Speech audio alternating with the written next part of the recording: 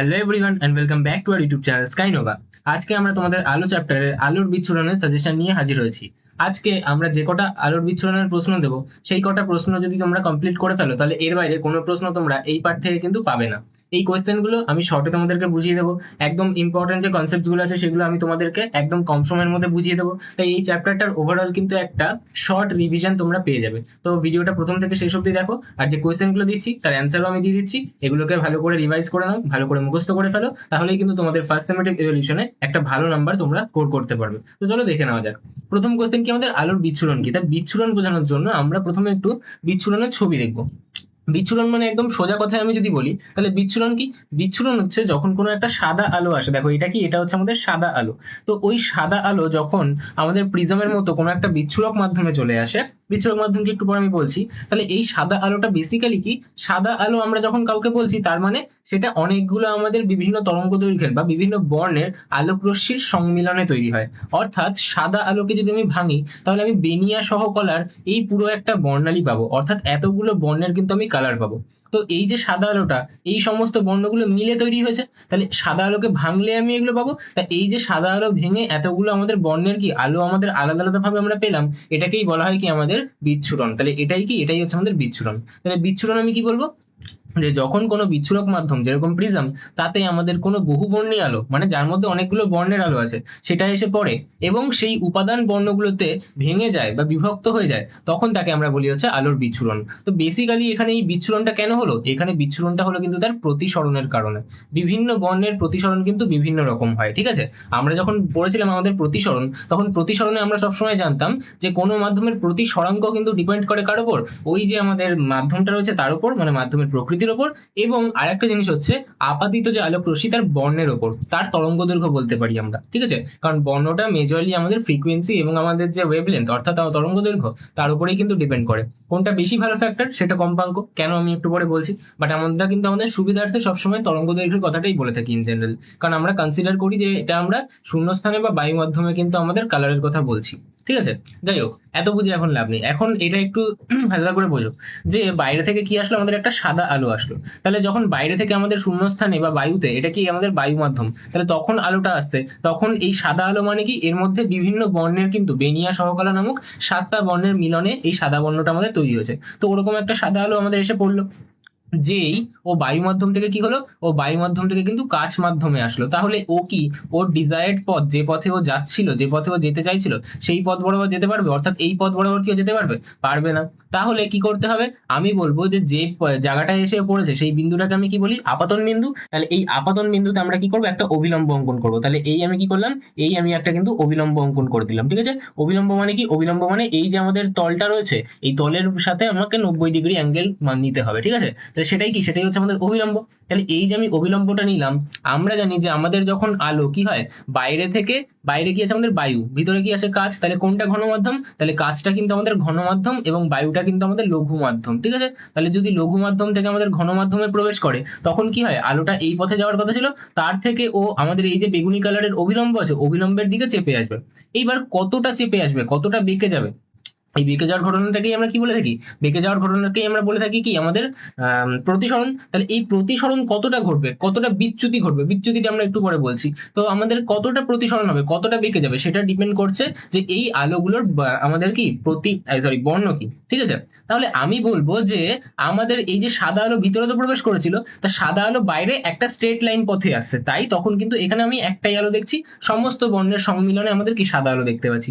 যখন ভিতরে আসবে এবং বেঁকে যাবে তখন সবাই কিন্তু সম পরিমাণে বাঁকতে পারবে না।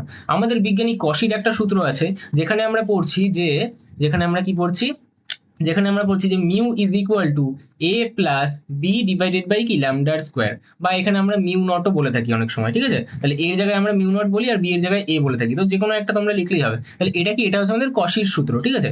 কশি বা কশি, কচি, যা খুশি তোমরা বলবে।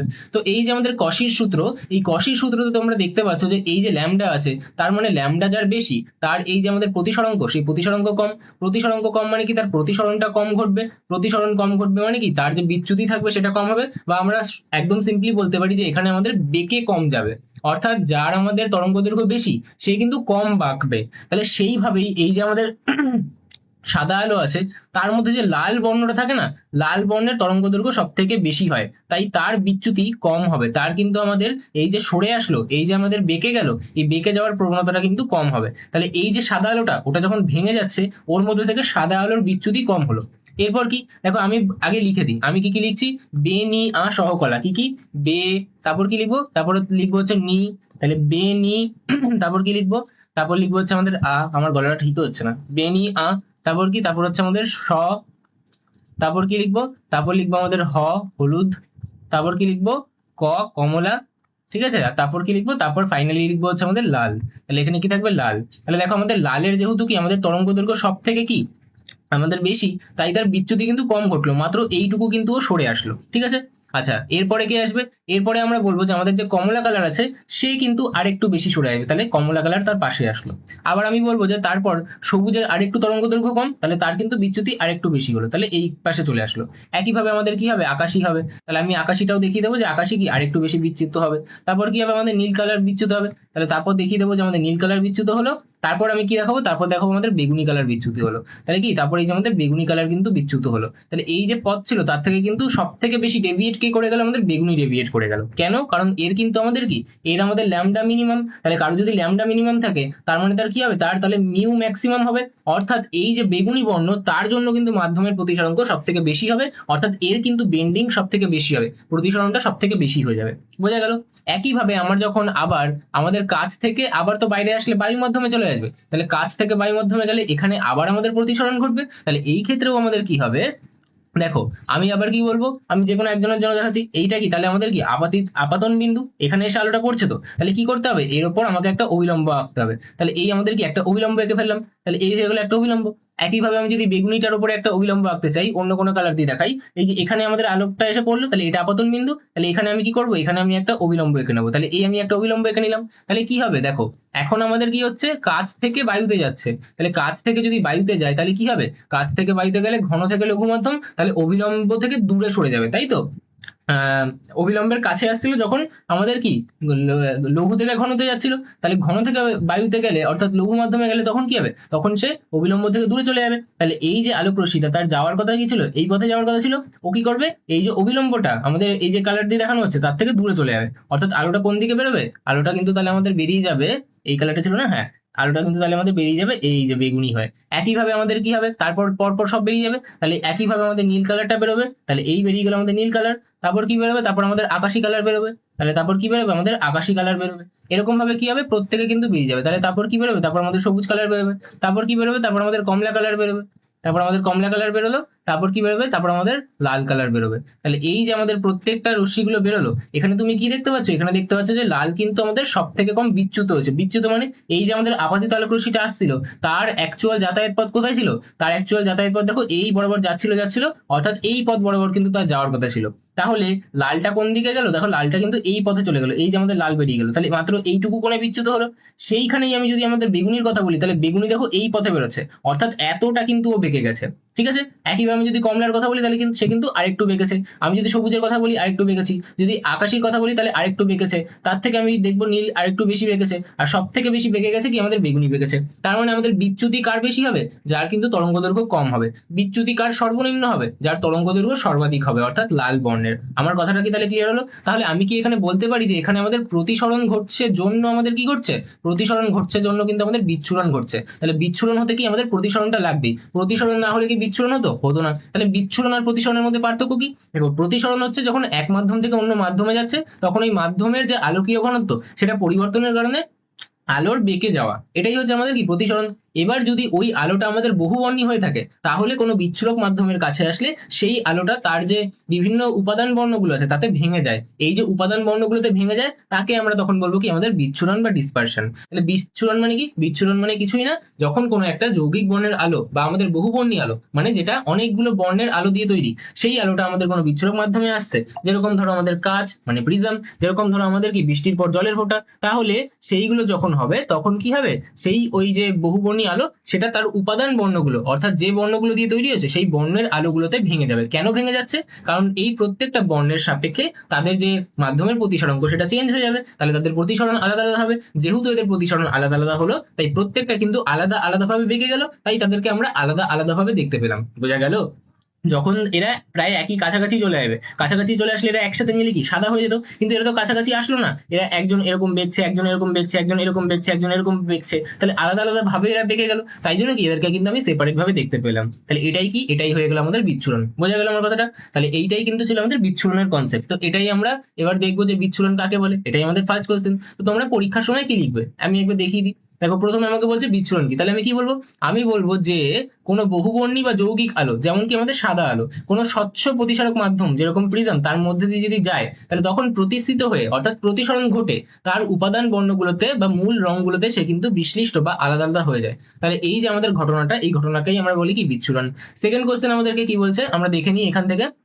আমাদেরকে বলছে প্রিজমের মধ্যে দিয়ে সাদা আলোর প্রতিসরণের ক্ষেত্রে, বলছে সাদা আলোর প্রতিসরণের ক্ষেত্রে বা এর বর্ণালীতে, বর্ণালী মানে কি ওই যে উপাদান আলোগুলো আমাদের ভেঙে যাচ্ছে ওই উপাদান বর্ণের যে পটি সেটাকেই আমরা বলছি কি, সেটাকেই আমরা বলছি আমাদের বর্ণালী। যেরকম বেনিয়া সহকলা আমাদের ভাঙছে কি সাদা আলো ভেঙে, তাহলে ওই বেনিয়া সহকলাকে একসাথে আমরা বলছি হচ্ছে আলোর বর্ণালী। তার মধ্যে যার বিচ্যুতি সর্বনিম্ন হয় অর্থাৎ কে সব থেকে বেশি আমাদের কিন্তু ডেভিয়েট করে যায় সেটাকে, দেখো বিচ্যুতি সর্বনিম্ন বলছে, তাহলে কি তার ল্যামডা ম্যাক্সিমাম থাকতে হবে অর্থাৎ তরঙ্গ দৈর্ঘ্য আমাদের কি সর্বাধিক হতে হবে, তাহলে সেটা কি হবে? সেটা হবে কিন্তু আমাদের লাল।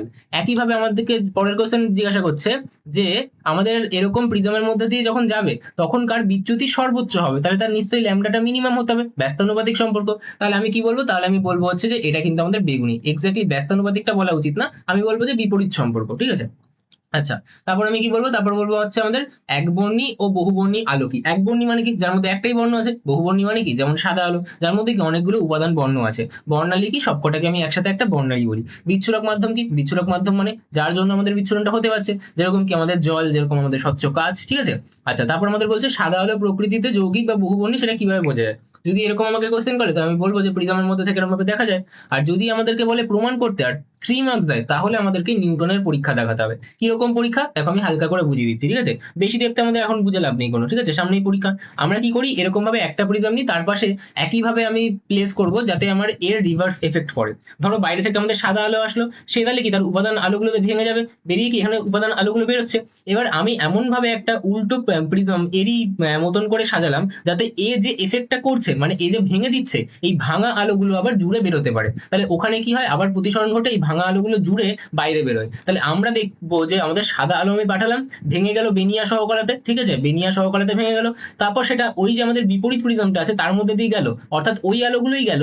ওই আলোগুলো আবার এমন ভাবে প্রতিষ্ঠিত হলো যে তারা কিন্তু বেরোনোর সময় আবার মিলে বেরোলো। দেখলাম যে ওই বেনিয়া সহকলা মিলে আবার আমাদের সাদা আলো তৈরি করলো। তার মানে আমি কি বুঝতে পারলাম যে সাদা আলো ভেঙে এই বেনিয়া সহকলা তৈরি হয়, আবার বেনিয়া সহকলা যুক্ত হলেই কি আমাদের সাদা আলো তৈরি হয়। অর্থাৎ সাদা আলো একটা যৌগিক বর্ণের আলো, অর্থাৎ সে কিন্তু বিভিন্ন আমাদের বেনিয়া সহকলা এই 7 রকম বর্ণের মিলনে তৈরি হয়। ঠিক আছে? আচ্ছা, তারপর আমাদেরকে বলছে প্রিজম দ্বারা বিচ্ছুরণের সময় সাদা আলোর বিচ্ছুরণের ক্ষেত্রে বেগুনি বর্ণের চ্যুতি লাল আলোর চ্যুতি অপেক্ষা বেশি হয়। এটা ব্যাখ্যা করো। এটা আমি একটা পাতলা প্রিজমের জন্য দেখিয়ে দেবো আর একটা আমি জেনারেলের জন্য দেখিয়ে দেবো। যদি মেনশন করা থাকে পাতলা প্রিজম তাহলে একদম ইজিলি তোমরা প্রমাণ করতে পারবে, আর যদি তোমাদেরকে বলে যে পাতলা প্রিজম মেনশন করেনি তাহলে অন্য একটা প্রসেস ধরা বেটার, যেটা তোমাদের বইতে দেওয়া আছে সেটাও আমি দেখিয়ে দেবো।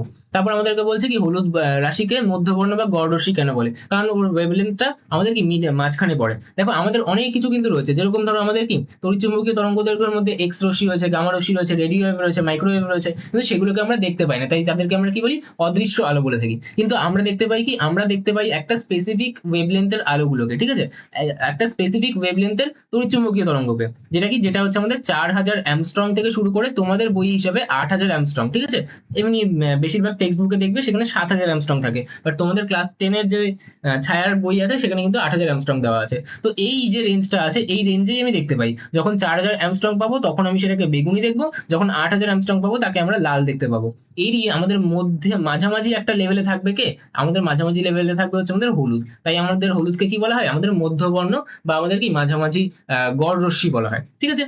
আচ্ছা, বৃষ্টির পর রামধনু কিভাবে সৃষ্টি হয়? ওই জলের ফোঁটাগুলো কি হয় আমাদের সাদা আলোকে বিচ্ছুরিত করে দেয়, যার ফলে কিন্তু আমাদের রামধনু সৃষ্টি হয়। ঠিক আছে? তাহলে রামধনু কোন প্রাকৃতিক কারণে আলোকীয় ঘটনার জন্য তৈরি হয়? এটা কিন্তু আমাদের আলোর বিচ্ছুরণের জন্য তৈরি হয়। ঠিক আছে? আচ্ছা, তারপর বলছে সাদা আর কালো এদের বিশেষ কোনো বর্ণ ধরা হয় না কেন। এবার দেখো এই একটা কনসেপ্ট যে আমাদের কালার কি করে আমরা চিনতে পারি, তাহলে এই একটা কিন্তু আমাদের বিশাল ভালো কোয়েশ্চেন যেটা কিন্তু আমাদের পরীক্ষায় আসতে পারে। তো দেখো এই ক্ষেত্রে আমরা দুটো বস্তুর কথা বলবো, একটা বলবো আমাদের অস্বচ্ছ বস্তু, ঠিক আছে, আর একটা কি বলবো, আর একটা বলবো আমাদের স্বচ্ছ বস্তুর কথা।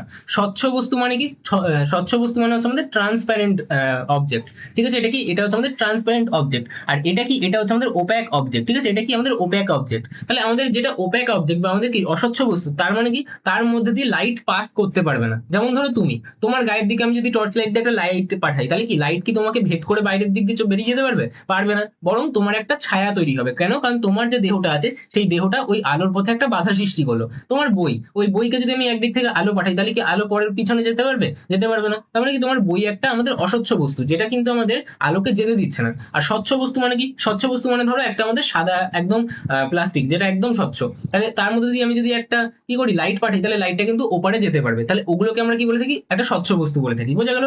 এরও মাঝামাঝিতে একটা থাকে যেটাকে আমরা ট্রান্সলুসেন্ট বলে থাকি, যেটা হচ্ছে আমাদের কি এর মাঝামাঝি স্তর, ঠিক আছে। তো সেটার কথায় আমরা আসছি না। তো অস্বচ্ছ বস্তুর কালার আমরা কিভাবে দেখতে পাই? তো এর কালারটা আমরা মূলত দেখতে পাই আমাদের প্রতিফলন এবং শোষণের কারণে। কার জন্য দেখতে পাই? প্রতিফলন ও শোষণের কারণে। মেজরলি আমরা কালার দেখতে পাই কার জন্য? প্রতিফলনের কারণে, ঠিক আছে। আর স্বচ্ছ বস্তু মানে কি? স্বচ্ছ বস্তু মানে আমরা ভাববো যে কোন কালার এ পাস করতে দেয়, কোন কালার এ পাস করতে দেয়, ঠিক আছে। এটা হচ্ছে আমাদের কাছে কোয়েশ্চেন থাকবে। দেখো এবার আমি বোঝাচ্ছি। ধরো অস্বচ্ছ বস্তু, ধরো একটা টমেটো, টমেটোর গায়ে যদি তুমি যদি লাইট পাঠাও, তাহলে টমেটো ভেদ করে কি লাইট যেতে পারবে? পারবে না। তাহলে টমেটোটা লাল কালারেরই কেন দেখাচ্ছে? এই একটা টমেটো, সেই টমেটোটাকে তুমি বলছো হচ্ছে লাল। কেন লাল দেখাচ্ছে? কারণ যখন এর বাইরে থেকে কি হচ্ছে, আমাদের সাদা আলো পড়ছে, ঠিক আছে। আমি এরকম দেখাচ্ছি যে এই আমাদের কি সাদা আলো পড়ছে, তাই এই সাদা আলোর মধ্যে কি আছে, বেনিয়া সহকারে রয়েছে, ঠিক আছে। সাদা আলো মানে ধরো তুমি দিনের বেলা সূর্যের আলো দিচ্ছ, তাহলে ওখানেও আছে আমাদের সাদা বর্ণের আলো। ধরো তুমি টিউবলাইটের নিচে ধরছো, তাহলে কি সাদা বর্ণের আলো আমাদের আসছে। সাদা আলো মানে, যখন আমি দেখছি সাদা আলো, তার মানে সেটা বেনিয়া সহকারে একসাথে মিলিত হয়ে আছে, ঠিক আছে। তাহলে আমাদের স্পেসিফিক্যালি আমাদের টমেটোটাকে লাল কেন দেখাচ্ছে? কারণ যখন এই যে লাল আমাদের টমেটোর মধ্যে এসে পড়ছে, তো এই টমেটোর ভৌত এবং রাসায়নিক গঠনের জন্য এই টমেটোটা কি করছে, সাদা আলোতে থাকা বেনিয়া সহকলার মধ্যে শুধুমাত্র লাল আলোকে তোমার চোখে প্রতিফলিত করছে, বাদ বাকি প্রত্যেকটা আলোকে কি করছে, শোষণ করে নিচ্ছে। অর্থাৎ বেগুনি, নীল, আকাশি, সবুজ, হলুদ, কমলা সব আলো কিন্তু আমাদের টমেটো শোষণ করে নিল ওর ওর নির্দিষ্ট ভৌত এবং রাসায়নিক গঠনের জন্য। শুধুমাত্র লাল আলো তোমার চোখে প্রতিফলিত হলো। তুমি কোনো কিছু কেন দেখতে পাও? তোমাদের ধরো টিউবলাইট বন্ধ, এখন তোমার সামনে আমি দাঁড়িয়ে রয়েছি, তাহলে কি তুমি আমাকে দেখতে পাবে? পাবে না। কেন? কারণ টিউবলাইট থেকে যখন আলো আসবে আমার গায়ে এসে পড়বে, আমার গা থেকে প্রতিফলিত হয়ে তোমার চোখে যাবে, তোমার রেটিনায় তাহলে কি আমার একটা প্রতিচ্ছবি তৈরি হবে। তোমার কোন কোষ আমার কালার বুঝতে পারবে, তোমার রড কোষ আমাকে কম আলোতে দেখতে সাহায্য করবে, তোমার কোন কোষ আবার আমাকে উজ্জ্বল আলোতে দেখতে সাহায্য করবে। তাহলে তোমার রেটিনায় আমার প্রতিচ্ছবি তৈরি হবে কখন? যখন কোনো একটা বাহ্যিক উৎস থেকে, যে যার কাছে কি আলো আছে এমন কোন উৎস থেকে, যেমন সূর্য থেকে আলো আসছে, টিউবলাইট থেকে আলো আসছে, সেই আলো উৎস থেকে আলো আমার দেহে এসে পড়লো, সেই আলোটা প্রতিফলিত হয়ে তোমার চোখে গেল, তাহলেই কিন্তু তুমি আমাকে দেখতে পাবে। তাহলে এরকম ভাবে যখন টমেটোর উপর আমরা আলো ফেলছি, অর্থাৎ ধরো তুমি টিউবলাইটের নিচে এখন আলোর মধ্যে আমার টমেটোটাকে দেখছো, অন্ধকার ঘরে টমেটো দেখলে টমেটো লাল লাগবে? লাগবে না। তাহলে যখন তুমি আলোর মধ্যে টমেটোকে দেখবে, তখন কি হবে, ওই সাদা যে আলোটা আসছে তার মধ্যে থেকে বেগুনি, নীল, আকাশি, সবুজ, হলুদ, কমলা সব ও কিন্তু শোষণ করে নেবে। শুধুমাত্র লাল আলোটা তোমার চোখে প্রতিফলিত হয়ে পড়বে, তাই তুমি লাল আলো দেখবে।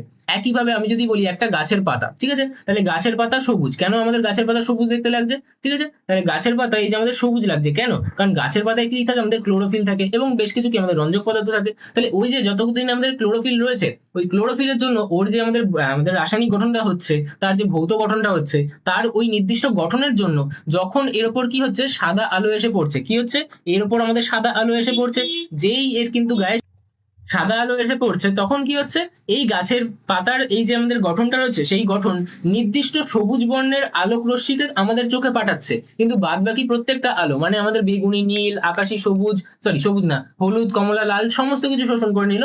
শুধুমাত্র আমাদের কি পাঠালো, আমাদের পাঠালো হচ্ছে আমাদের কি সবুজ আলো। তাই দেখছি কি আমাদের গাছের পাতাটা সবুজ। আবার ধরো আমাদের বেশ কিছু পাতাবাহার গাছ থাকে, যেই গাছের পাতা কি মাঝখানে ধরো কিছুটা কি আছে, কিছুটা অংশ আছে আমাদের এখানটায় হলুদ, কিছুটা অংশ আছে এখানটায় আমাদের লাল, ঠিক আছে। এরকম বিভিন্ন ধরনের কি তার মধ্যে কালার থাকে। ধরো হালকা ওখানে একটু আকাশি রঙের বর্ণ রয়েছে, এরকম আমাদের কিছু কিছু আবার মিক্সড কালার থাকবে। তো এরকম বেশ কিছু জিনিস আমাদের কিন্তু হচ্ছে। তাহলে এরকম বিভিন্ন রকম কালার আছে। আর বাদ বাকি অংশ কি দেখছি, বাদ বাকি অংশ আমি দেখছি যে সেইটা কিন্তু আমাদের সবুজ। তাহলে বাদ বাকি পুরো অংশ আমরা কি সবুজ দেখতে পাচ্ছি, মাঝখানে মাঝখানে আমরা একটু লাল, একটু হলুদ এরকম দেখতে পাচ্ছি। তার মানেটা কি? তার মানে হচ্ছে যে এর উপর যখন আমাদের আলোগুলো এসে পড়ছে, এই আমাদের সব আলো এসে পড়ছে, তাহলে এই যে আপাতত আলোক রশ্মিগুলো আছে এগুলো তো আমাদের সাদা আলো, তাহলে এই সাদা আলো এসে পড়ছে, এর যে গঠনটা আছে, এর যে রাসায়নিক গঠন, ঠিক আছে, সেই রাসায়নিক গঠনের জন্য ধরো এইসব বাকি জায়গাগুলোতে আমাদের ক্লোরোফিল বেশি হয়েছে, তাহলে ও কি করছে, এই যে আমাদের বাকি জায়গাগুলো সেখান থেকে আমাদের সবুজ আলোটা কিন্তু প্রতিফলিত হচ্ছে, ঠিক আছে, তাহলে আমাদের চোখে এসে পড়ছে, তাই বাদ বাকি জায়গাগুলো আমাদের সবুজ লাগছে। কিন্তু এই যে নির্দিষ্ট আমাদের লাল রঙের জায়গাটা আছে, এই জায়গাটার গঠনটা আলাদা, তাই এই যে গঠনটা আছে তার নির্দিষ্ট রাসায়নিক গঠনের জন্য এই জায়গাটা কিন্তু সবুজ আলোকে প্রতিফলিত করছে না, বরং সবুজ আলোকে শোষণ করে নিচ্ছে, বরং লাল আলোকে প্রতিফলিত করছে, তাই ওই জায়গাটা আমরা লাল দেখতে পাচ্ছি। এই জায়গাটা আবার কি হচ্ছে, এই জায়গাটা আমাদের হলুদ আলোর প্রতিফলিত করছে, তাই এই জায়গাটাকে আমরা কি হলুদ দেখতে পাচ্ছি। তাহলে এরকম ভাবে প্রত্যেকটা জিনিস কিন্তু নির্দিষ্ট বর্ণের কোনো আলোকে প্রতিফলিত করে, তার ফলে কিন্তু আমাদের কি হয়, সেই আলোর আলোর মানে বর্ণের আমি তাকে দেখতে পাই।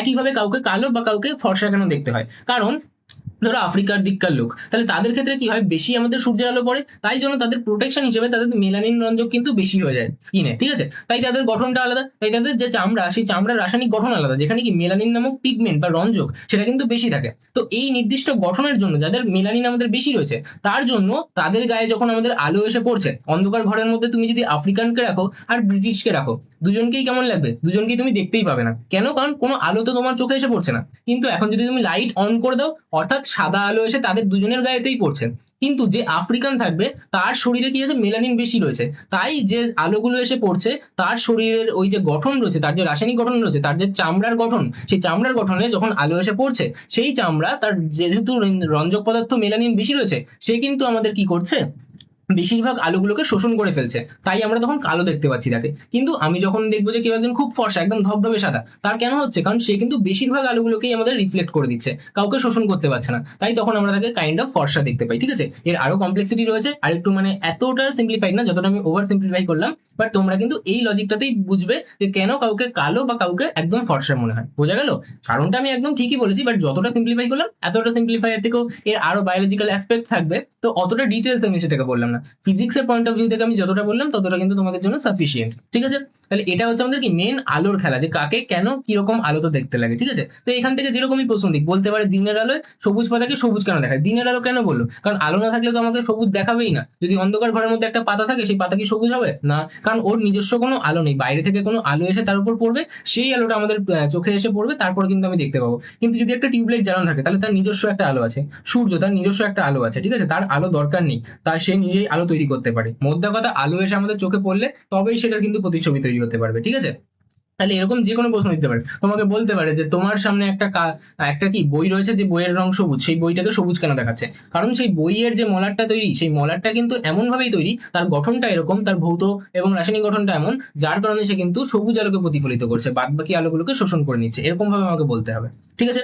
আচ্ছা, আর একটা কনসেপ্ট যেটা তোমাদের একটু বোঝা উচিত, সেটা হচ্ছে ধরো একটা মিডিয়াম থেকে, ধরো এটা একটা মিডিয়াম 1 একটা মিডিয়াম 2, এখান থেকে একটা আলো আসলো, সেই পথে না গিয়ে বেঁকে গেল, ঠিক আছে। আচ্ছা, ধরো এটা কমলা আলোই আমাদের এসছে, তাহলে ও কি বেরোনোর সময় আমাদের কমলা আলো বেরোলো, তাহলে প্রতিসরণের ক্ষেত্রে কি আমাদের বর্ণ পরিবর্তন হয় না, বর্ণ কিন্তু আমাদের পরিবর্তন হয় না। আচ্ছা বলো তো, আমাদের কম্পাঙ্ক পরিবর্তন হয়, দেখো কম্পাঙ্ক কিন্তু আমাদের পরিবর্তন হয় না। কিন্তু আমাদের কি তরঙ্গ দৈর্ঘ্য পরিবর্তন হয়, তরঙ্গ দৈর্ঘ্য পরিবর্তন হয়। আমাদের কি আলোর বেগ পরিবর্তন হয়, আলোর বেগ পরিবর্তন হয়। তার মানে ভালো করে বলো তো, বর্ণ কার উপর বেশি ডিপেন্ড করে, আমাদের কম্পাঙ্কের সাথে কিন্তু বেশি ডিপেন্ড করে। আমি কিন্তু 100% বলতে পারবো যে কম্পাঙ্কের বেসিসে আমি বর্ণটা কিন্তু জাস্টিফাই করতে পারি, কিন্তু তরঙ্গ দৈর্ঘ্য কিন্তু আমাদের আমাদের সেম থাকতেও পারে, আলাদাও হয়ে যেতে পারে, কিন্তু বর্ণ কিন্তু আমাদের একই থেকে যেতে পারে। সেই ক্ষেত্রেও দেখা গেল যে আমাদের তরঙ্গ দৈর্ঘ্যটা আলাদা হয়ে গেল, কিন্তু বর্ণটা কিন্তু এখনো একই রয়েছে। তাহলে কোনটা বেটার মেজারমেন্ট, বেটার মেজারমেন্ট কিন্তু আমাদের কম্পাঙ্ক। তবুও আমাদের বইতে সাধারণত তরঙ্গ দৈর্ঘ্য কেন মেনশন করা থাকে, যে বিভিন্ন তরঙ্গ দৈর্ঘ্য মানে বিভিন্ন আমাদের কি বর্ণ, কারণ আমরা ধরে নিচ্ছি যে আমরা যে আলোক রশ্মির কথা বলছি, যে বর্ণের আলোক রশ্মির কথা বলছি, সেটা আমাদের শূন্য মাধ্যম বা বায়ু মাধ্যমে কিন্তু পাস করছে, ঠিক আছে, যেখানে আমাদের কি মিডিয়ামটা আলাদা করে চেঞ্জ হচ্ছে না, তার তরঙ্গ দৈর্ঘ্যটা কিন্তু ফিক্সড রয়েছে, ঠিক আছে। আশা করি ক্লিয়ার হলো এই জিনিসটা। কেন আমরা এটা স্পেসিফিক্যালি করি, কারণ আমাদের যে বিভিন্ন ইনস্ট্রুমেন্টস গুলো আছে, বা আমরা যত মেজারমেন্টস গুলো করি, যে এক্সপেরিমেন্টস গুলো করি, সেক্ষেত্রে আমাদের তরঙ্গ দৈর্ঘ্য দিয়ে ক্যালকুলেশন করা বা তার ক্যালকুলেশন গুলো করা, সেটা কিন্তু আমাদের জন্য সুবিধা, ঠিক আছে। তো এই জন্য আমরা এটা করে থাকি। যাই হোক, তো বাদ বাকি গুলো কি আছে আর দেখি। পরিপূরক বর্ণ, পরিপূরক বর্ণ মানে কি কমপ্লিমেন্টারি কালার্স, ঠিক আছে। তো এটাও আমি একটা লিস্ট দিয়ে দেবো, ওটা মুখস্থ করে নেবে, তাহলেই হয়ে যাবে। দেখবে একটা, তোমরা দেখবে কমপ্লিমেন্টারি কালার বলে একবার কমপ্লিমেন্টারি কালার টেবিল বলে গুগলে সার্চ করবে, দেখবে বেশ কিছু কালার থাকে যেগুলোতে এরকম তোমরা একটা জিনিস দেখবে। তো দেখবে কিছু কালার এখান থেকে এরকম, এর বিপরীতে এদিকে একটা কালার থাকে, তার মানে এই কালার আর এই কালার, এই দুটো কালার যদি মিক্স হয়ে যায়, তাহলে সেটা সাদা কালার তৈরি করবে, ঠিক আছে। তো তাদেরকে বলা হয় হচ্ছে আমাদের কি পরিপূরক বর্ণ। তো এগুলো আমি ধীরে ধীরে বোঝাবো। আর তারপর হচ্ছে কি, তারপর হচ্ছে আমাদের একটি লাল এবং আচ্ছা স্বচ্ছ বস্তুর রং আমরা কিভাবে দেখতে পারি। তাহলে আমি এতক্ষণ অস্বচ্ছ বস্তুর গল্প বললাম এগুলো, তাই তো। তাহলে এগুলো সব কি হয়ে গেল, এগুলো সব হয়ে গেল আমাদের অস্বচ্ছ বস্তুর গল্প। এইবার সরি, এটা কি করতে হবে, এটা এখান থেকে এসে হ্যাঁ, এগুলো হচ্ছে আমাদের অস্বচ্ছ বস্তুর গল্প। এবার হচ্ছে আমাদের স্বচ্ছ বস্তু। স্বচ্ছ বস্তু মানে কি, যার মধ্যে দিয়ে আলো আমাদের পাস করতে পারে। তো আলো পাস করতে পারছে মানে কি, কোন আলোকে পাস করতে দিচ্ছে সেটা ম্যাটার করবে এখানে, ঠিক আছে। যেমন ধরো বিভিন্ন সানগ্লাস আছে, যে সানগ্লাস গুলোতে কি হয়, আমাদের ধরো কোনো সানগ্লাসে আমরা একটু লালচে কালার দেখতে পাই, তার মানে কি, তার মানে ও কিন্তু লাল কালারের টাকে পাস করতে দিল, তাই লালচে দেখালো। আবার কিছু সানগ্লাস আছে যেটার থেকে আমরা কি কালো দেখতে পাই, তার মানে কি ওখান থেকে কিন্তু আমাদের বেশিরভাগ আলোগুলোকে সহজে পাস করতে পারছে না, বা তার একটা নির্দিষ্ট আমাদের যে কালার সেগমেন্ট আছে সেই কালার সেগমেন্টটা কিন্তু পাস করতে পারছে, তাই সেই কালারটা আমি দেখতে পাই। যেমন ধরো আমি তোমাকে একটা এক্সাম্পল দিচ্ছি।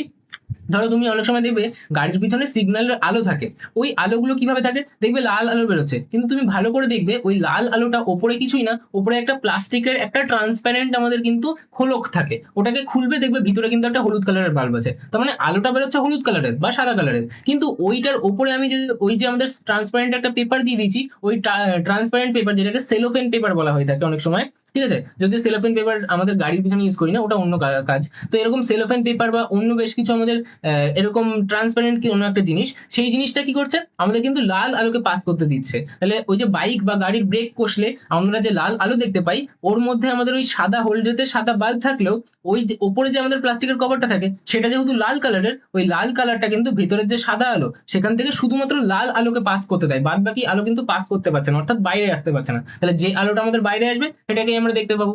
বোঝা গেল? তাহলে ভিতরের বাল্বটা আমাদের থাকলো সাদা বাল্ব বা আমাদের হলদে বাল্ব, কিন্তু ওখান থেকে যে আমাদের সাদা আলোটা বেরোচ্ছে সেটা কিন্তু আমাদের লাল হয়ে বেরোবে। কেন? কারণ উপরে যে আমাদের কোটিংটা আছে, ওই কোটিংটা আমাদের কি করছে, শুধু লাল আলোকে বেরোতে দিচ্ছে।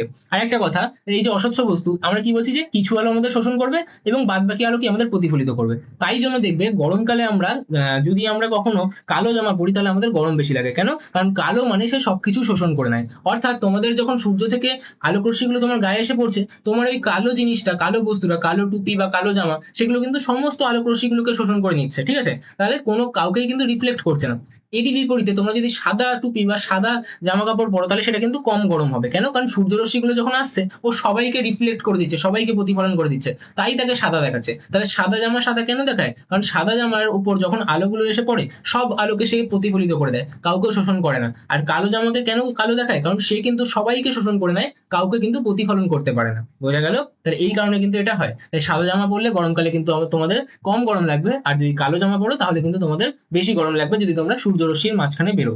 ঠিক আছে? আচ্ছা, তাহলে এখানে সব অ্যান্সার গুলো আমি করে দিয়েছি, অ্যান্সার গুলো তোমরা ভালো করে পড়ে নেবে। তারপর আমরা কি বলবো, যে সাদা আলো যে প্রকৃতিতে যৌগিক বহুবর্ণী, এটা তোমরা পড়ে নিতে পারবে যে ভিপ গিয়ারে ভেঙে যায়, তাই এটা হয়। 1-2 নম্বর দিলে এরকম লিখতে পারবে। আর 3 নম্বর যদি দেয় তাহলে তোমাদেরকে ওই পরীক্ষাটা করতে হবে, যে পরীক্ষাটা আমি বুঝিয়ে দিলাম। কি পরীক্ষা? যে আমরা প্রথমে একটা প্রিজম নেবো, তারপর তার বিপরীত অ্যাক্ট করবে এরকম একটা প্রিজম নেবো, তারপর দেখবো যেখান থেকে সাদা আলো আসলে সে বিনিয়া সহকালে ভেঙে যাচ্ছে, ওই বিনিয়া সহকালে আবার পরে যুক্ত হয়ে এই প্রিজমটার দ্বারা যুক্ত হয়ে সে কিন্তু আবার সাদা আলো তৈরি করছে। তার মানে আমি কি বুঝলাম, যে বেনীয় সহকলা যুক্ত হয়ে সাদা তৈরি হয়, আবার সাদা বাংলায় আপনাদের বেনীয় সহকলা তৈরি হয়। তার মানে এটা কি যৌগিক বা বহুবর্ণী। ঠিক আছে? আচ্ছা, তারপর কি? তারপর বলছে আমাদের প্রিজম দ্বারা বিচ্ছুরণের সময় সাদা আলোর বিচ্ছুরণের ক্ষেত্রে বেগুনি বর্ণের যে চ্যুতি আমাদের লাল আলোর চ্যুতি অপেক্ষা বেশি হয় সেটা ব্যাখ্যা করো। দেখো আমি এখানে কোনটা দেখাচ্ছি, আমি এখানে দেখাচ্ছি হচ্ছে আমাদের পাতলা প্রিজমের জন্য। ঠিক আছে? আমি যদি পাতলা প্রিজমের জন্য দেখাই তাহলে কি হবে, তার একদম সিম্পল জিনিস। দেখো আমাদের কশির সূত্র কি? কশির সূত্র হচ্ছে আমাদের কি বলবো, কশির সূত্র অনুযায়ী আমাদের mu is equal to mu naught plus A divided by কি আমাদের ল্যামডা স্কোয়ার। কি বলবো? ল্যামডার স্কোয়ার। ঠিক আছে? তোমরা এখানে A plus B divided by lambda square লিখতে পারো, ওটা কোনো ব্যাপার না। ঠিক আছে? কারণ এই যে আমাদের মিউ নট আর এ, এই দুটো কি আমাদের কনস্ট্যান্ট মাধ্যমের জন্য। ঠিক আছে? তাহলে কোনো মাধ্যমের প্রতিসরাঙ্ক কি? প্রতিসরাঙ্ক হচ্ছে আমাদের মিউ, আলোর তরঙ্গ দৈর্ঘ্য কি আমাদের ল্যামডা, তার উপর কিন্তু নির্ভর করে। তরঙ্গ দৈর্ঘ্য যদি আমাদের বাড়ে, দেখো এখানে আমাদের তরঙ্গ দৈর্ঘ্য কি আছে, তরঙ্গ দৈর্ঘ্য আছে হচ্ছে আমাদের কি ল্যামডা, এই যে এটা। তাহলে এ যদি আমাদের বৃদ্ধি পায় তো ভাগে আছে আর এখানে প্লাস রয়েছে, তাহলে এ যদি আমাদের বৃদ্ধি পায় তাহলে এই পুরো জিনিসটা আমাদের কমে যাবে, কমে গেলে তাহলে কি হবে, এর মানটাও কমে যাবে। তাহলে আমি কি বলতে পারি, আমি বলতে পারি যে তরঙ্গ দৈর্ঘ্য যদি আমাদের বৃদ্ধি পায় তাহলে আমাদের কিন্তু মাধ্যমের যে প্রতিসরাঙ্ক আছে সেই প্রতিসরাঙ্ক কিন্তু আমাদের কম হবে। ঠিক আছে? তাহলে সেটাই এখানে লেখা আছে। এবার আমাকে একটা কথা বলো, যে দৃশ্যমান আলোর মধ্যে লাল বর্ণের তরঙ্গ দৈর্ঘ্য সব থেকে বেশি, এটা তো আমাদের মনে রাখতে হয়। লাল বর্ণের তরঙ্গ দৈর্ঘ্য কি তোমাদের বই হিসেবে প্রায় 8000 অ্যাংস্ট্রম বা 800 ন্যানোমিটার, তাই তো?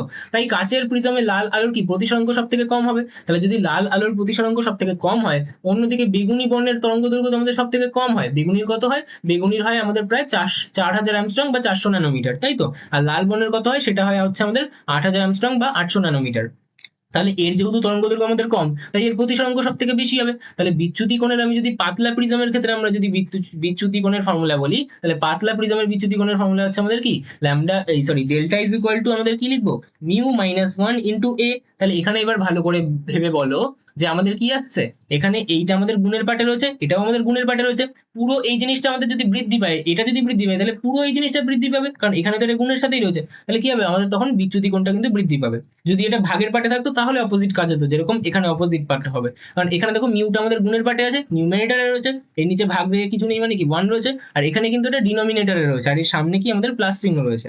ঠিক আছে, কিন্তু এই ক্ষেত্রে ব্যাপারটা উল্টো। তাহলে আমি কি বলতে পারি যে যার আমাদের মিউ বেশি তার আমাদের ডেল্টা বেশি, অর্থাৎ বিচ্যুতি বেশি। তাহলে আমি কি বলবো যে যেহেতু মিউ কার বেশি, দেখো মিউ হচ্ছে আমাদের তরঙ্গ দৈর্ঘ্য, কি আমাদের প্রতিসরাঙ্ক, প্রতিসরাঙ্ক কার বেশি, প্রতিসরাঙ্ক বেশি হচ্ছে বেগুনি বর্ণের। এখনই তো আমি বললাম যে প্রতিসরাঙ্ক আমাদের বেগুনি বর্ণের বেশি, তাহলে বেগুনি বর্ণের যদি প্রতিসরাঙ্ক বেশি হয়, বেগুনি বর্ণের চ্যুতি বেশি হবে। তাই আমি কি বলবো, আমি বলবো যে আমাদের যেহেতু বেগুনি বর্ণের ক্ষেত্রে কি লিখবো, যে আমাদের মিউ এর মান বেশি, তাই বেগুনি বর্ণের বিচ্যুতি অর্থাৎ আমাদের ডেল্টা, সেটা কি লাল আলোর বিচ্যুতির থেকে অনেক বেশি হবে। তাই আমি কি বলতে পারি, তাই আমি বলতে পারি যে delta violet is greater than delta r. R মানে কি আমাদের রেড। তাহলে আমি এখানে বলে দেবো যে ভি ইজ ইকুয়াল টু আমাদের কি ভায়োলেট, আর আর মানে কি, আর মানে হচ্ছে আমাদের রেড। আরো ভালো করে লিখলে আমরা বলতে পারি যে delta v is equal to কি আমাদের বেগুনি বর্ণের বিচ্যুতি, এবং ডেল্টা আর মানে কি আমাদের লাল বর্ণের বিচ্যুতি। যদি পাতলা প্রিজম বলে তাহলে আমি এই ফর্মুলাটা ইউজ করতে পারবো, তাই আমি কিন্তু ইজিলি এটাকে আমাদের সলভ করতে পারবো। বাকি তোমাদের যদি পাতলা প্রিজম না বলে তাহলে তোমাদের বইতে যে প্রমাণটা আছে ওটা করা বেটার, সেটা আমি এক্ষুনি দেখিয়ে দিচ্ছি। তারপর হলুদ রশ্মিকে কেন মধ্যবর্ণ বা গড় রশ্মি বলে, কারণ এর যে আমাদের ওয়েভলেন্থটা আছে সেটা আমাদের প্রায় গড় মানে থাকে, তাই তো, তাই জন্য আমরা একে বলি গড় রশ্মি। তো এটা পড়ে নেবে, এটা পড়ার জিনিস। বৃষ্টির পর রামধনু কিভাবে সৃষ্টি হয়, বেসিক্যালি কিছুই না, ধরো এটা আমাদের কি, এটা হচ্ছে আমাদের জলের ফোঁটা, ঠিক আছে। তো এখানে কি হয়, আমাদের আলোটা এসে পড়ে। তো ধরো কাইন্ড অফ এখানে এসে আমাদের আলো পড়লো, তাহলে আলো যদি এসে পড়ে কিছুটা আমাদের কি প্রতিফলিত হবে, বাদ বাকিটা কি এখানে আমাদের প্রতিষ্ঠিত হবে। তাহলে যেখানে যাওয়ার কথা ছিল সেখানে না গিয়ে এদিকে চলে আসলো, এখানে আসলো, কি হবে, এখান থেকে কিছুটা আমাদের বাইরে বেরিয়ে যাবে, আবার কিছুটা কি ধরো এখানে প্রতিফলিত হবে, তাহলে এই আবার প্রতিফলিত হলো, আবার কিছুটা কি আমাদের বাইরে বেরিয়ে গেল। আবার এখানে আসলেও সেম, এখানে আমাদের এই পথে যাওয়ার কথা ছিল, তার জায়গায় কি কিছুটা আমাদের এখানে প্রতিষ্ঠিত হয়ে গেল, আবার কিছুটা কি আমাদের এখান থেকে আবার রিফ্লেক্ট ব্যাক হয়ে গেল। তো এরকম ভাবে এখানে প্রতিফলন প্রতিসরণ সব ঘটতে থাকে, ঠিক আছে। হয়ে ফাইনালি কিন্তু আবার একটা আলো বেরোয়, এই আলোটার জন্য কিন্তু আমাদের কি হয়, এই আলোটার জন্য ফাইনালি আমরা রামধনু দেখতে পাই। এটা একটা হাইলি কনসেপচুয়াল জিনিস, ঠিক আছে। খুব বেশি ডেপথ তোমাদের জানতে হবে না, তোমরা মোদ্দা কথা এখান থেকে কি বুঝবে, যে আমাদের এই যে জলবিন্দু গুলো আছে, বৃষ্টির পর যে জলের ফোঁটাগুলো আছে, ওই জলের ফোঁটাগুলো প্রিজমের মতো কাজ করলো, অর্থাৎ আমাদের আলোর বিচ্ছুরণ ঘটতে পারলো। তাহলে তারপর এই যে জলের বিন্দুগুলো আছে তাতে সাদা আলো আসার ফলে কি হয়, সাদা আলো বেনিয়া সহকলাতে ভেঙে যায়। তার সাইন্টিফিক অ্যানালজিটা এরকম, ঠিক আছে। এখানে আমাদের রিফ্লেকশনও হয়, এখানে আমাদের কি রিফ্র্যাকশনও হয়, সেগুলো হয়ে আমাদের ফাইনালি কিন্তু বিচ্ছুরণ ঘটে, ঠিক আছে। তো এখান থেকে এই যে আমি আলোটা দেখালাম, এই আলোটা হয়। আবার এই আলোটা ভালো দেখা যায় সেটারও একটা নির্দিষ্ট অ্যাঙ্গেল রয়েছে, যে আমরা কত অ্যাঙ্গেলে দেখাবো। দেখবে সব জায়গা থেকে কিন্তু সব রকম ভাবে দেখালে আমরা রামধনু দেখতে পাই না। আমরা নির্দিষ্ট এখানে একটা আমাদের অ্যাঙ্গেল থাকে, যে আমি এখানে কত ডিগ্রিতে আমি দেখবো, সেটা আমাদের 40 থেকে 42 ডিগ্রি হতে হয়, তাহলে আমরা রামধনুকে কিন্তু সহজে দেখতে পারি। আর নাহলে কিন্তু আমরা দেখতে পারবো না ক্লিয়ারলি রামধনুকে, ঠিক আছে। তাহলে এখানে অনেক কন্ডিশন থাকে যেগুলো তোমরা হায়ার স্টাডিজে উঠে শিখবে, বিএসসি টিএসসি তে উঠে শিখবে, ঠিক আছে।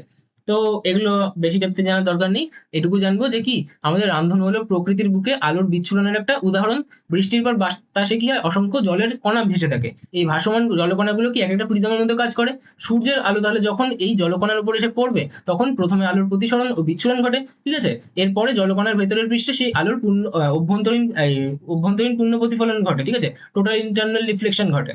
এবং শেষে জলকণা থেকে বেরিয়ে আসার সময় তার কিন্তু আবার প্রতিসরণ ঘটে। ওই যে দেখালাম না, একদম বাইরে বেরিয়ে যাচ্ছে যখন, ওইটার জন্য আমি কি বলছি, মেনলি আমাদের কি রামধনু তৈরি হচ্ছে। এর ফলে সূর্যের সাদা আলো 7টা রঙে বিশ্লিষ্ট হয়ে যায় এবং আকাশের বুকে অর্ধবৃত্তাকার বর্ণালী তৈরি করে। দেখবে আমাদের যে রামধনুটা হয় সেটা কিন্তু অর্ধবৃত্তাকার হয়, সেটা কিন্তু আমাদের স্ট্রেট লাইনে হয় না বা অন্য কোনো আমাদের শেপে হয় না, ওটা কিন্তু একটা অর্ধবৃত্তাকার বর্ণালী তৈরি করে, ঠিক আছে। দেখবে এরকম শেপে হয়, ঠিক আছে। প্রথমে আমাদের কি রেড থাকছে, তারপর লাস্টে কি আমাদের ভায়োলেট থাকছে, এরকম ভাবে কিন্তু হয়, ঠিক আছে। এটারও একটা নির্দিষ্ট কারণ আছে, যেটা এরকম শেপেরই কেন হয়, বাট এখন অত বলে তো আমাদের টাইম ওয়েস্ট করা যাবে না, কারণ এখন আমাদের সামনে পরীক্ষা। আচ্ছা, তারপর আমাদের কি বলছে, তারপর আমাদেরকে বলছে সাদা আর কালো এদেরকে বিশেষ করে বর্ণ ধরা হয় না কেন। কারণ আমি কি বললাম, সাদা মানে কি, সাদা মানে সবাইকে রিফ্লেক্ট করে। কি বলবো, সাদা মানে সবাইকে রিফ্লেক্ট করে, ঠিক আছে। তাহলে সবাইকে রিফ্লেক্ট করলে সাদা আলো। আর কালো মানে কি, কালো মানে হচ্ছে সে সবাইকে শোষণ করে নেয়। কি বলবো, সে সবাইকে অ্যাবজর্ব করে নেয়। তাহলে সব বর্ণের আলোকে অ্যাবজর্ব করে নিলে কালো, আর যদি সব বর্ণের আলোকে আমাদের রিফ্লেক্ট করে দেয় তাহলে তাকে কি সাদা দেখাবে। তাহলে তোমার যদি কোনো বই, তার পেজগুলো একদম ধবধবে সাদা, কেন? কারণ তার উপর যে আলোগুলো আছে সেই আলোগুলো কিন্তু কি হচ্ছে, সেই আলোগুলো সমস্ত বর্ণের আলোগুলো কিন্তু আবার রিফ্লেক্ট হয়ে যাচ্ছে, অর্থাৎ সাদা আলো আসলো, সাদা আলোই আবার রিফ্লেক্ট হয়ে গেলো, তাই ওই জিনিসটাকে কিন্তু আমাদের সাদা দেখতে লাগছে। কিন্তু ধরো তোমার একটা সামনে কিবোর্ড রাখা আছে, কিবোর্ডটা একদম কুচকুচে কালো, কেন? কারণ যত আলোগুলো আমাদের আসছে সমস্ত আলোর বর্ণগুলো কিন্তু ও শোষণ করে নিল। কেন করতে পারলো? তার নির্দিষ্ট ভৌত এবং রাসায়নিক গঠনের জন্য। ঠিক আছে, তাহলে সাদা বা কালো নির্দিষ্ট কোনো তরঙ্গদৈর্ঘ্যের আলো নয়, বরং কোনো বস্তু যখন তার উপর আপাতিত সব বর্ণের আলোকে প্রতিফলিত করে তখন সেই মিশ্রিত আলো আমাদের চোখে সাদা হিসেবে দেখায়। It is all about our eyes perception. বর্ণ কিছুই না, বর্ণ হচ্ছে আমাদের যে রেটিনা আছে, সে যখন সেইটা আমাদের অপটিক নার্ভস এর মাধ্যমে সেই ইলেকট্রোম্যাগনেটিক ওয়েভের সিগন্যালটাকে ইলেকট্রিক্যাল সিগন্যালে কনভার্ট করে দিল, আমাদের ব্রেন সেটাকে প্রসেস করলো, তখন ব্রেন সেটাকে কিভাবে পারসিভ করলো। তো নির্দিষ্ট তরঙ্গদৈর্ঘ্যের আমাদের যে আলোগুলো আছে সেই তরঙ্গদৈর্ঘ্যের আলোগুলোকে, বা মোর স্পেসিফিক্যালি আমি যদি বলি তাহলে ফ্রিকোয়েন্সি দিয়ে বলবো, যে নির্দিষ্ট কম্পাঙ্কের আমি যদি আলোগুলো বলি, সেই নির্দিষ্ট কম্পাঙ্কের আলো যখন আমাদের রেটিনাতে এসে পৌঁছায় আমাদের চোখ কিন্তু সেটাকে অ্যানালাইজ করতে পারে যে এটা এই কালার হবে, এটা এই কালার হবে। বিভিন্ন বর্ণের যে আমাদের কম্পাঙ্কগুলো আছে সেই কম্পাঙ্কের ভিত্তিতে আমরা বিভিন্ন বর্ণ আমাদের চোখের সাপেক্ষে কিন্তু সেটাকে জাজ করতে পারি, অ্যানালাইজ করতে পারি, তাই আমরা কিন্তু সেটাকে সেই বর্ণে দেখতে পাই। বোঝা গেল? অন্য পক্ষে আমি যদি বলি কোনো বস্তু সব আলোকে শোষণ করে নেয়, তাহলে তাকে আমরা কি দেখবো? তাহলে তখন আমরা দেখবো তাকে কালো। কেন? কারণ তখন কোনো আলো প্রতিফলিত হয়ে আমাদের চোখে আসতে পারে না, তাহলে আমরা তখন কি দেখবো? তাকে আমাদের আলোর অনুপস্থিতি দেখবো, অর্থাৎ কালো দেখবো। ঠিক আছে। আচ্ছা, অস্বচ্ছ বস্তুর রং আমরা কিভাবে বুঝি? আমি তো বুঝিয়ে দিয়েছি তোমাকে ভালো করে। ঠিক আছে, তাহলে সবুজ গাছের পাতা কেন সবুজ হয়, লাল জবা ফুল কেন লাল হয়, টমেটো কেন লাল হয়, এরকম বিভিন্ন রকম কোয়েশ্চেন দিতে পারে, সেগুলো তোমরা বলতে পারবে।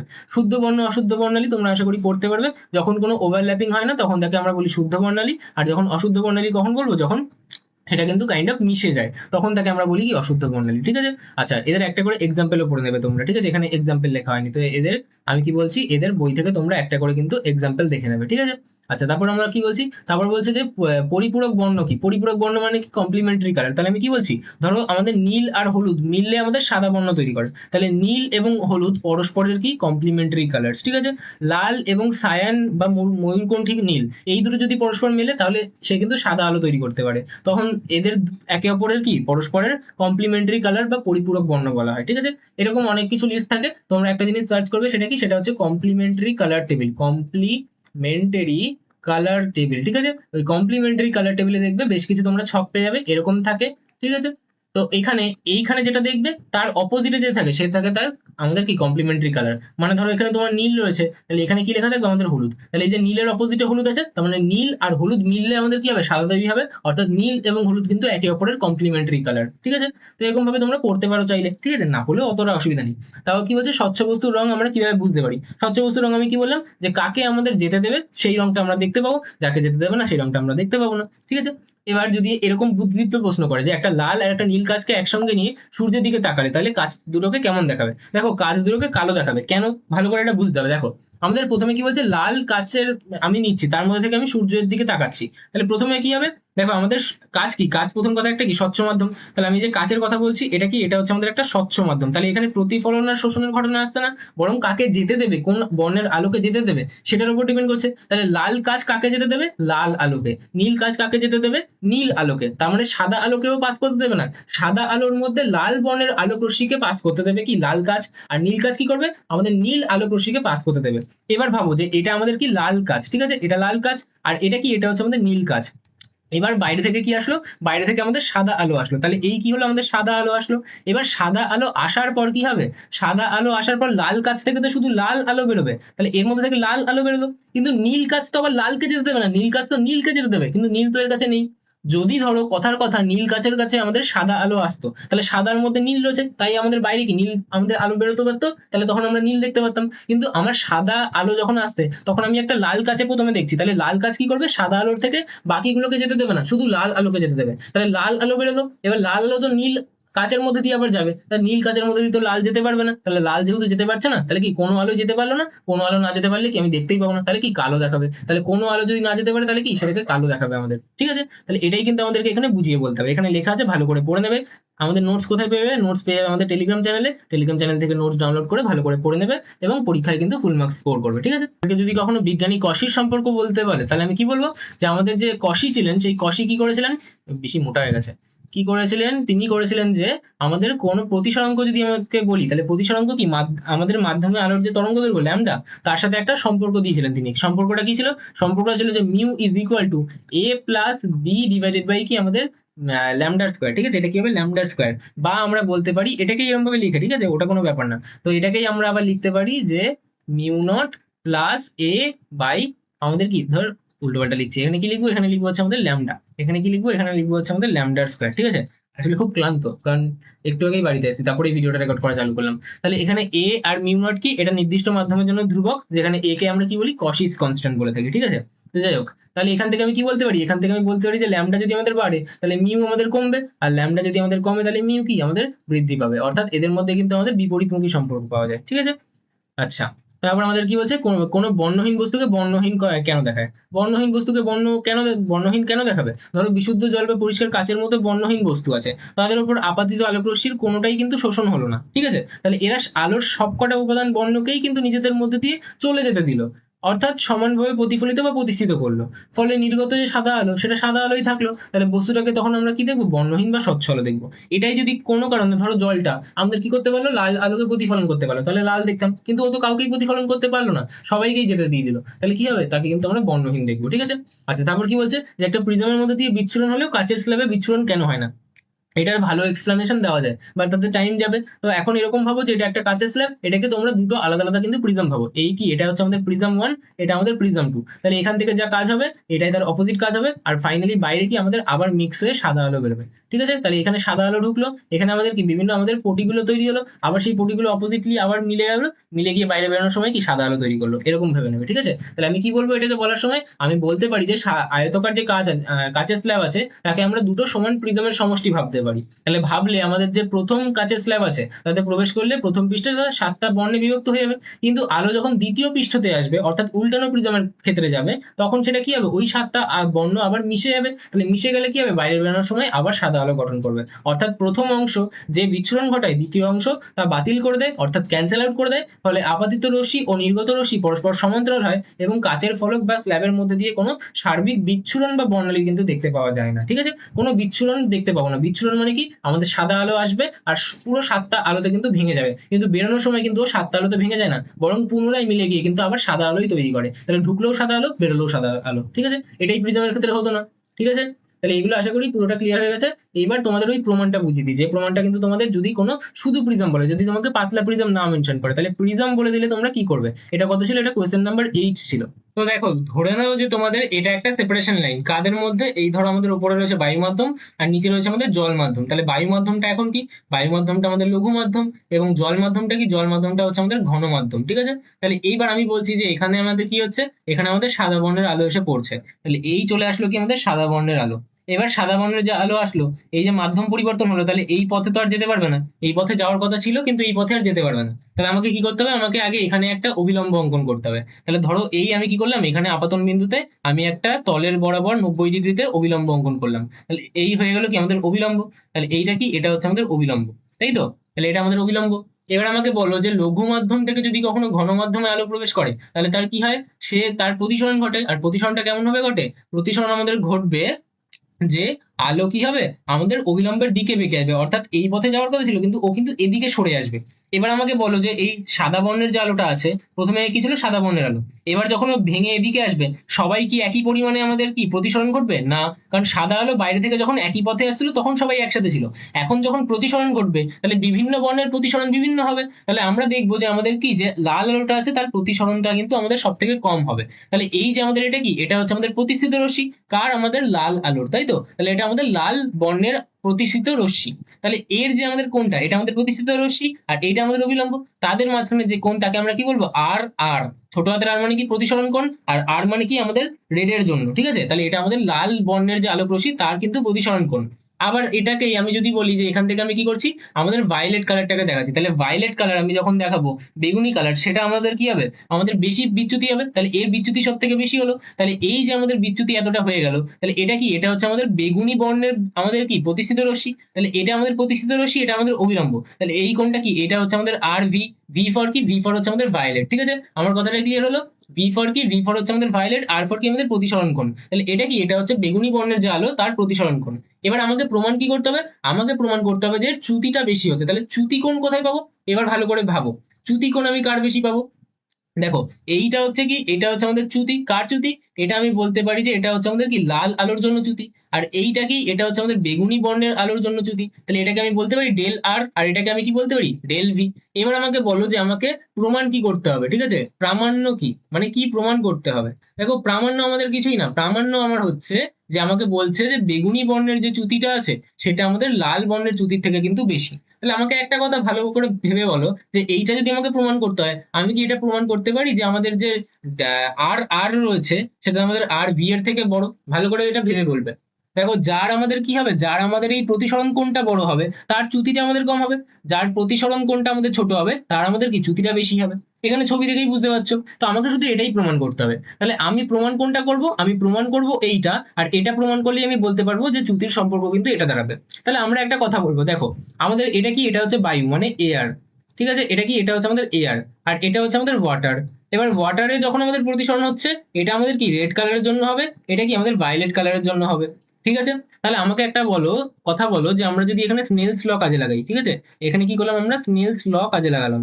তাহলে আমাদের এয়ার মিউ আমাদের ধরো ওয়াটার, ঠিক আছে? এবার আমি প্রথমে রেডের জন্য বার করব, ঠিক আছে? ওয়াটারে বার করবো মাধ্যমের, কিন্তু আমাদের প্রতিসরাঙ্ক কার উপর ডিপেন্ড করে? আমাদের বর্ণের উপর ডিপেন্ড করে। তাহলে আমি প্রথমে আমাদের লাল রঙের জন্য বার করছি। তাহলে এটা কি আমি বলতে পারি যে sine i divided by sine r বলবো, কিন্তু আর কি বলবো, আর আর বলবো, অর্থাৎ আমি লাল আলোর জন্য বলছি। তো তাহলে এখানে প্রতিসরণ কোণ বসাবো নাকি আমাদের লাল আলোর প্রতিসরণ কোণ বসাবো? আমি লাল আলোর প্রতিসরণ কোণ বসাবো, ঠিক আছে? এবার আমাকে একটা কথা বলো, যে এখানে আমি কি এটাকে এরকম ভাবে ভাগ করতে পারি যে এটা হচ্ছে আমাদের কি mu air divided by, sorry উল্টো লিখবো, এখানে কি লিখবো, এখানে আমি লিখবো যে আমাদের কি মিউ রেড, এটাকে ভাঙানো আমি শিখেছিলাম, এখানে কি লিখবো, মিউ রেড ডিভাইডেড বাই কি mu air is equal to কি আমাদের sine i divided by sine r আর, তাই তো? এবার আমাকে বলো মিউ রেড মানে কত? মিউ রেড মানে ধরো আমাদের মিউ আর, আর মিউ এয়ার কত? মিউ এয়ার কিন্তু জানবে যে মিউ এয়ার সবসময় কি আমরা এক ধরে চলি। তাহলে এখানে এক থাকলে কি কাউকে এক দিয়ে ভাগ করা মানে সেটাই হয়ে যাবে। তার মানে আমি এখানে বলতে পারি যে sine I by sine r আর সেটা হচ্ছে আমাদের মিউ আর। তাহলে এখান থেকে আমাকে বলো তো যে সাইন আই এর মান কি আসছে? তাহলে এখান থেকে আমাদের সাইন আই এর মান আসছে হচ্ছে আমাদের সাইন আর আর ইন্টু আমাদের মিউ আর, এটা আমরা পেয়ে গেলাম। তাহলে এইটা আপাতত আমরা এখানে হোল্ড অন করে রাখি। একইভাবে আমি যদি আমাদের ভায়োলেটের জন্য বলি, তাহলে সেই আমাদের কি এয়ার থেকে ওয়াটারে আসছে। এবার ওয়াটারে যখন আসছে প্রতিসরাঙ্কটা আমাদের কি বর্ণের জন্য আলাদা হবে। তাহলে যেরকম ভাবে আমি লালের জন্য বের করেছিলাম, এবার আমি ভায়োলেটের জন্য বার করবো। তাহলে একইভাবে আমি বলতে পারি যে এয়ার থেকে আমাদের এসছে, তাহলে এয়ার এর সাপেক্ষে আমাদের যদি মিউটা বার করি কার জন্য? ভায়োলেট বর্ণের জন্য, যখন সে জলের মধ্যে আসে, তাহলে সেটা আমাদের কত হবে? একইভাবে সাইন আই হবে, কিন্তু ভায়োলেটের জন্য আমি যখন বার করছি তখন কি বসাবো? সাইন আর ভি বসাবো, কারণ আমাদের কি ভায়োলেট যে বর্ণের আলোক রশ্মিটা আছে তার প্রতিসরণ কোণটা এখানে বসাতে হবে। তাহলে এখানেও আমি বলতে পারি কি, এখানেও আমি বলতে পারি মিউ ভায়োলেট মানে ভি, আর নিচে কি বসাবো? Mu air is equal to কি হবে এখানে? Sine i divided by sine r v. এবার মিউ এয়ার মানে কি? মিউ এয়ার মানে হচ্ছে বায়ুর প্রতিসরাঙ্ক, যেটা কত? এক। তাহলে আমি এখান থেকেও কি বলতে পারি, এখান থেকেও আমি বলতে পারি যে sine i is equal to কি হবে? এটা তো আমাদের এক, তাহলে কাউকে এক দিয়ে ভাগ করা মানে সেটাই। তাহলে আমি বলতে পারি যে mu v into sine r V, সেটাই কিন্তু আমাদের কি সাইন আই এর সম্পর্ক। এবার এখান থেকে একটা জিনিসকে লক্ষ্য করতে পারছো যে এটাও আমাদের সাইন আই, এটাও আমাদের সাইন আই, তার মানে নিশ্চয়ই এই পার্টটা আর এই পার্টটা সেটা আমাদের সমান হবে, কারণ বাম দিকের পার্টটা তো আমাদের সমান আছে, তাহলে নিশ্চয়ই ডান দিকের পার্টটা সমান। তাহলে আমি এখান থেকে বলতে পারি যে sine r r into mu r is equal to কি mu v into sine r v, এটাই আমি বলতে পারি। তাহলে আমি এখান থেকে বলতে পারি যে sine r r divided by sine r v is equal to, তুমি এখানে কি বলতে পারো দেখো, মিউ ভি ডিভাইডেড বাই আমাদের কি মিউ আর, এটা আমরা এখান থেকে বলতে পারলাম তো। এবার আর একটা কথা ভাবো, ঠিক আছে? এটা জানি আমি একটু হিজিমিজি হয়ে যাচ্ছে কারণ আমার কাছে জায়গা শর্ট রয়েছে, তোমরা পরপর করে নেবে এটা। এবার আমরা কি জানি, আমরা জানি যে আমাদের যে মিউ আর কশির সূত্র থেকে, বলবে যে আমরা কশির সূত্র থেকে জানি যে আমাদের যে মিউ আর আছে তার থেকে কিন্তু আমাদের মিউ ভিটা বেশি। কি বেশি? আমাদের মিউ ভি বেশি। কেন? কারণ আমরা জানি যে আমাদের যে ভায়োলেট আছে তার কি আমাদের তরঙ্গ দৈর্ঘ্য কম, যার তরঙ্গ দৈর্ঘ্য কম হয় তার কিন্তু প্রতিসরাঙ্ক বেশি হয়। তাহলে বলবে যে কশির সূত্র থেকে আমরা জানতে পারি যে আমাদের মিউ আর অর্থাৎ লাল বর্ণের যে আলোক রশ্মি তার প্রতিসরাঙ্ক সেটা কিন্তু আমাদের বেগুনি বর্ণের আলোক রশ্মির প্রতিসরাঙ্ক থেকে আমাদের ছোট।